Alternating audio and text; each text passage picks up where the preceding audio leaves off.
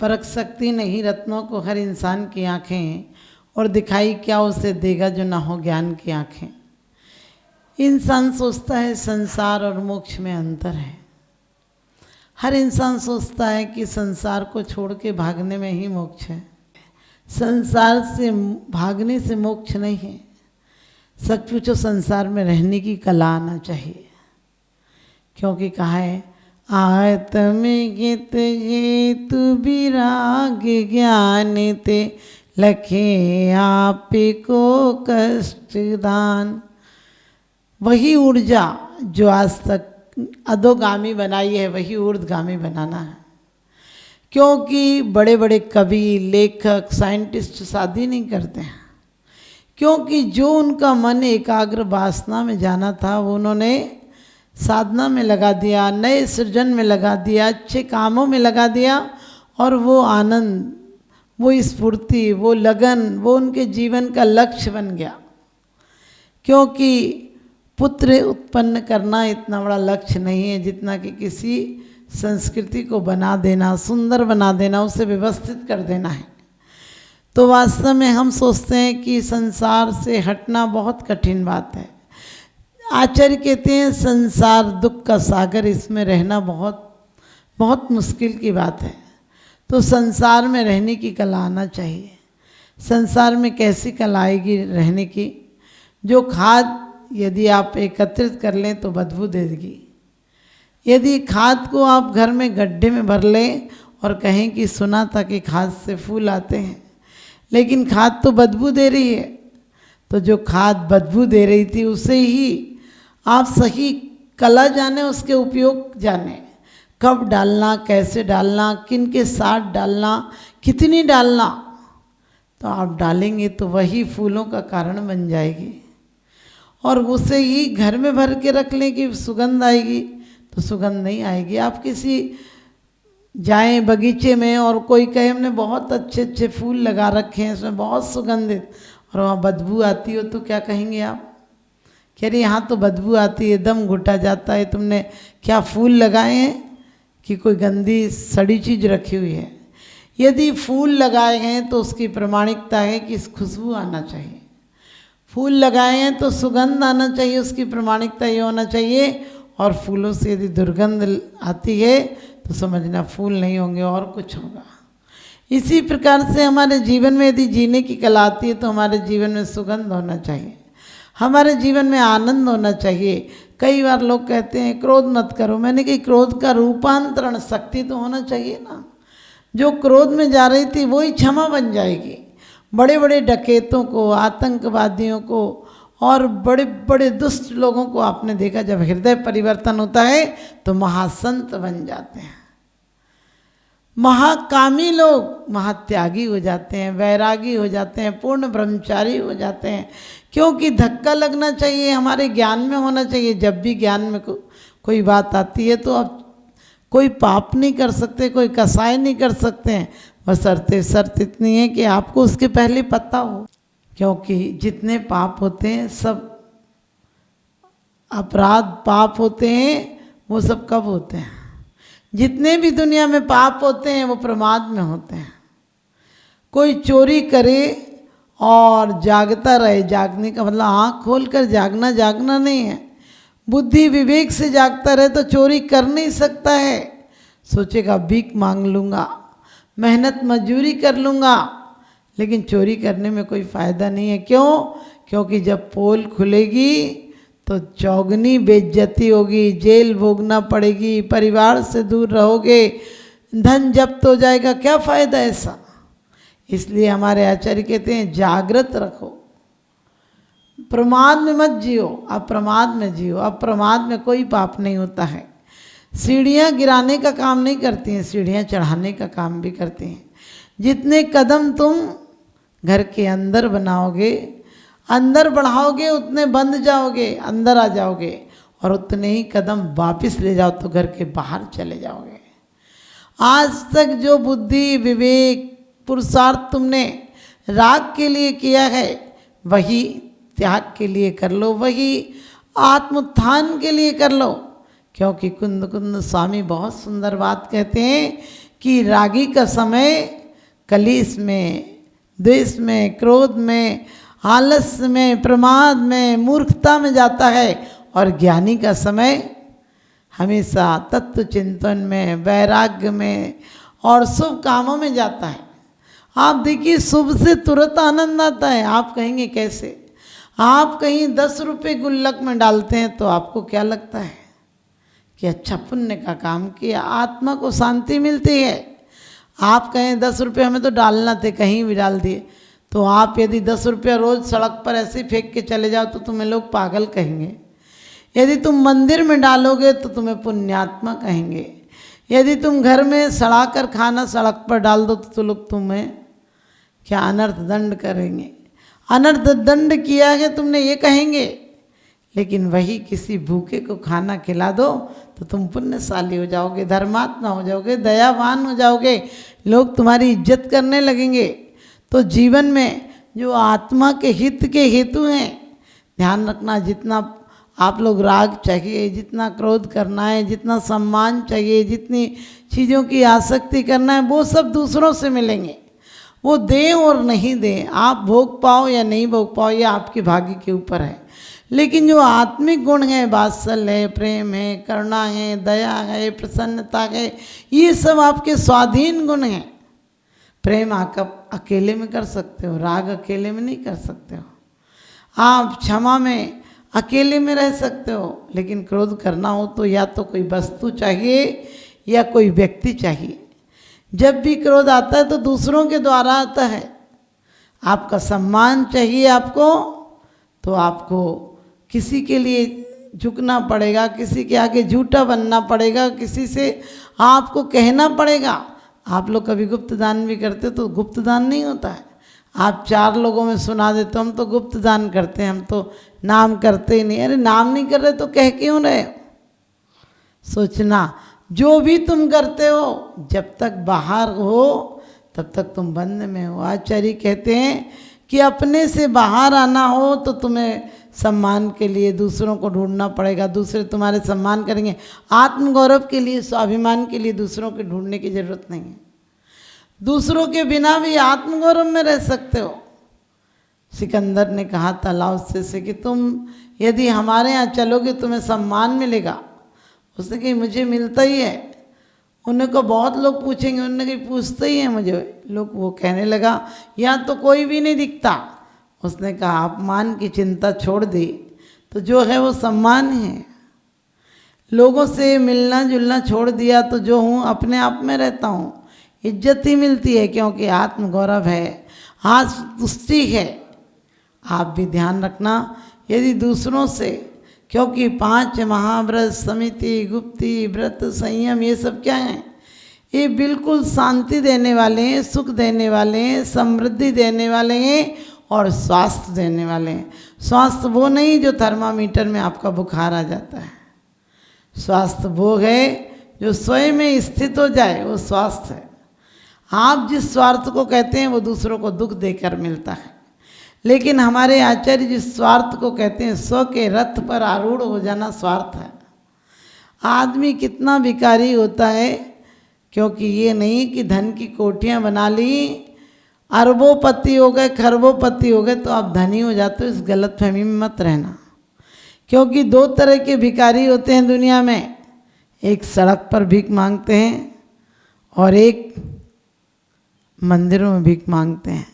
सड़क के भिखारी यही कहते हैं 10 रुपया दे दो बाबूजी, 20 रुपया दे दो, पेट भर खाना दिला दो, चाय पिला दो। लेकिन अंदर के भिखारी क्या मांगते हैं? उनके कपड़े तो उजले होते हैं, मन भिखारी का ही होता है। उनके कपड़े तो महंगे होते हैं, दिल बहुत कमज़ोर होता है, दिल बहुत दरिद्र होता है। क्योंकि आचार्य कहते भी हैं कि जरूरी नहीं कि बाहर से तुम अमीर हो जाओ तो अमीर हो जाओगे। बाहर का अमीर और दरिद्र होता है। गरीब के घर जाओ तो गरीब आपको पानी खाने के लिए पूछ लेगा, लेकिन अमीर के यहाँ जाओ तो उसका दौलत बढ़ जाती है, दिल छोटा हो जाता है। वो एक बार भी नहीं कहता खाना खा के जाना। गरीब बल्कि अमीर को खाना खिला देगा। गरीब है वो ये कह देता है रुक के जाना, अमीर तो कहता है कब जा रहे हो। अमीर कहता है कब जा रहे हो, तो आप भी ध्यान रखना, आपको यदि दिल से अमीर बनना है तो दौलत से नहीं, अपने व्यवहार से अमीर बनो। जितने अंगुलीमाल आदि हैं बड़े बड़े डाकू थे, और जब हृदय परिवर्तन हुआ तो महासंत हो गए। और कहते हैं तुलसीदास जी आदि का क्या है, कितने कामुक थे, लेकिन जब हृदय परिवर्तन हुआ तो महासंत हो गए।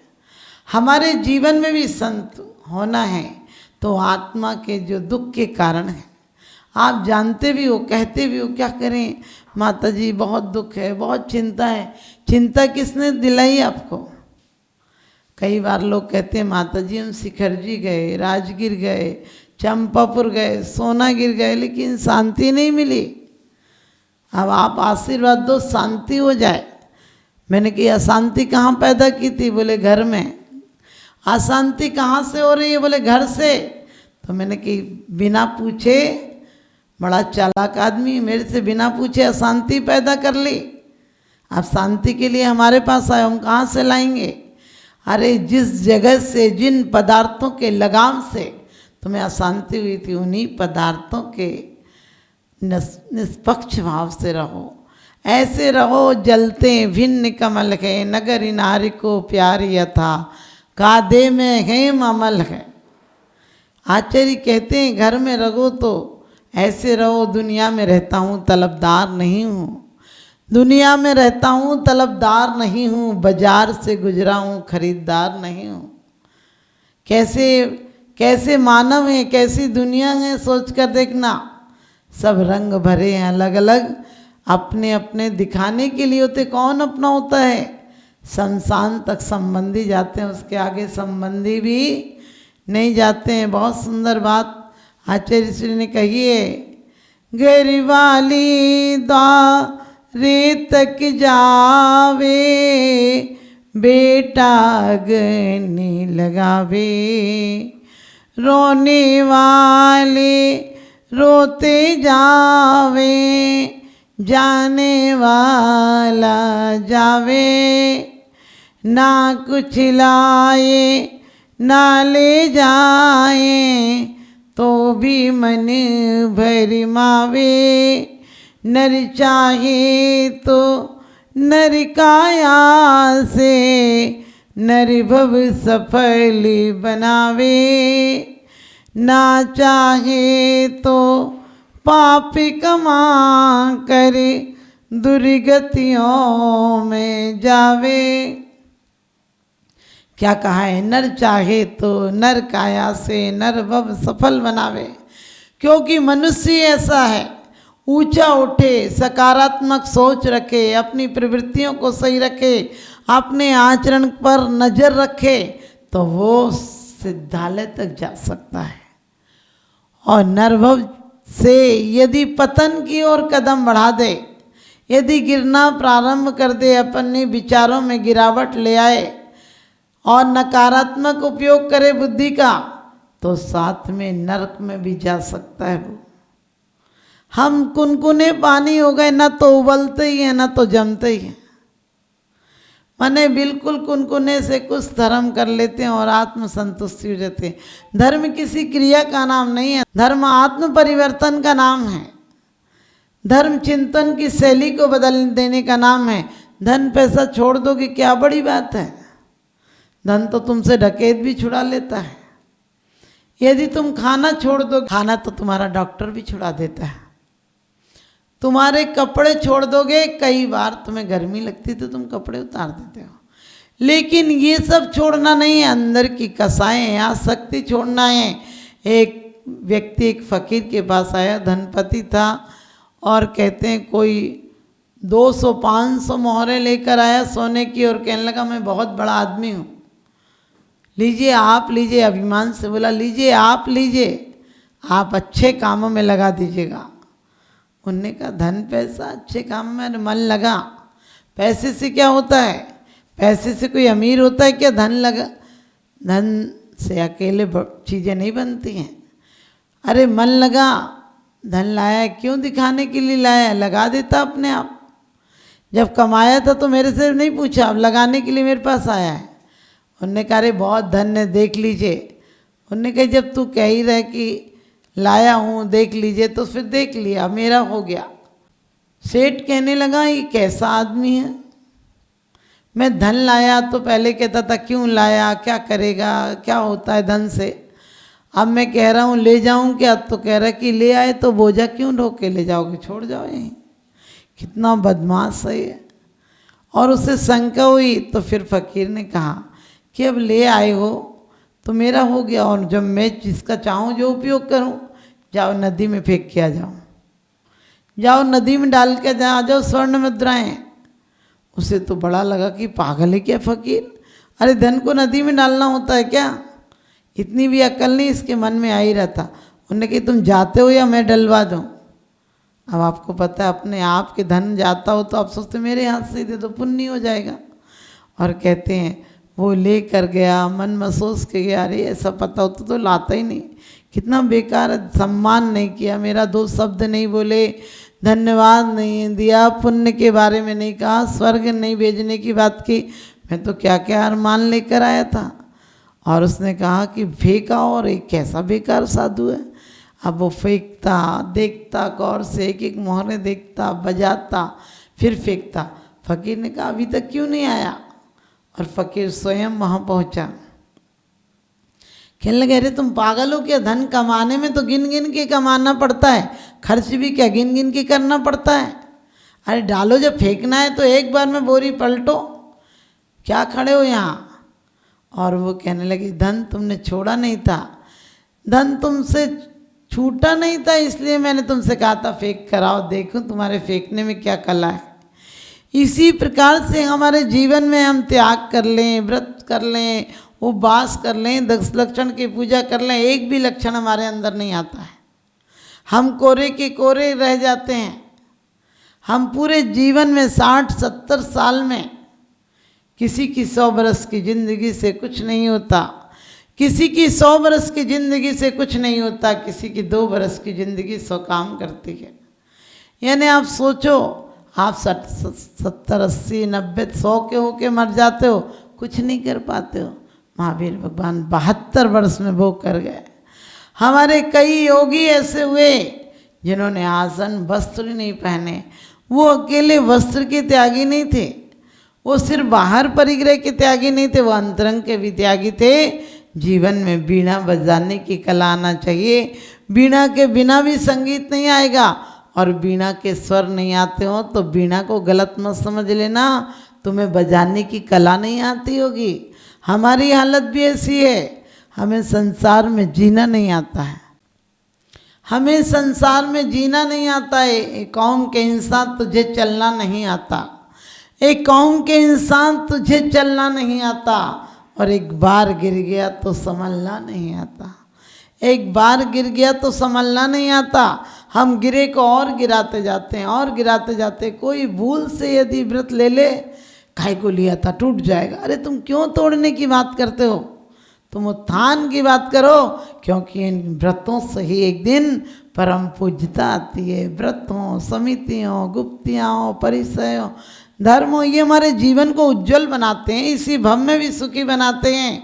आप नंदी सेन आदि का देखिए, उसी भव में भी कैसे दरिद्री, कैसे बस सूरत है, लेकिन उसी भव में भी जैसे ही आराधना उपासना की वैसे ही पुण्य बढ़ने लगा और जगत पूज्य हो गए। तो आप भी यदि चाहते हैं कि लोग आपकी पूछ करें, क्योंकि अभी तो तुम्हारी पूछ बड़ी खतरनाक है, जानवर की पूछ से भी तुम्हारी खतरनाक है, उससे कम, उससे इतनी पूछ की चिंता नहीं है। यानी मूछ वाले को पूछ की ज़्यादा चिंता है। सोच कर देखना, अपने अंदर पूछ छोड़ो ना, क्या पूछना। यदि पूछना है तो सिर्फ पूछेंगे सर्वज्ञ देव से अपने बारे में, उत्थान की बातें पूछेंगे, संसार में राग द्वेष की कथाएं नहीं पूछना है। तो हमें दीपक की भांति जलता है कोई कोई, दीपक की भांति जलता है कोई कोई, वृक्षों की भांति फलता है कोई कोई। आदर्शों की बात तो सब लोग करते हैं, आदर्शों के मार्ग पर चलता है कोई कोई, आदर्शों के मार्ग पर चलता है कोई कोई। तो अपने आत्मा के हित के जो हेतु हैं, कारण हैं, उन्हें अपनाएं और अपने जीवन में परम पवित्र बने, आपका जीवन उत्थान की तरफ जाए। मेरा यही शुभाशीष, आप सबका जीवन सुंदर बने, अपने विचारों को अच्छा रखिए। कीचड़ में कमल तरह खिल जाएंगे आप। कीचड़ में रहने की कला आना चाहिए। कीचड़ में मच्छर और मक्खी की तरफ मत रहो जो कूदते हैं, ऊपर रहते हैं लेकिन जाकर बैठते हैं। शौक से रहना है तो कमल की भांति जियो, जो कीचड़ में रहकर भी जो ऊर्जा पाता है उसे ऊर्ध्वगामी बना देता है, तो सुंदर आकार पाता है, सुगंध पाता है। तो आप सबका जीवन कमल की भांति हो, कीचड़ की भांति, मच्छर की भांति और मक्खी की भांति नहीं हो जो खून पीकर जाते हैं, तकलीफ देकर जाते हैं। हम आए घर में रहें तो ऐसे रहें जैसे कमल का फूल रहता है जल में। तो आप सबका जीवन सुंदर होगा। इन शुभ भावनाओं के साथ आप सबको बहुत बहुत शुभ आशीष।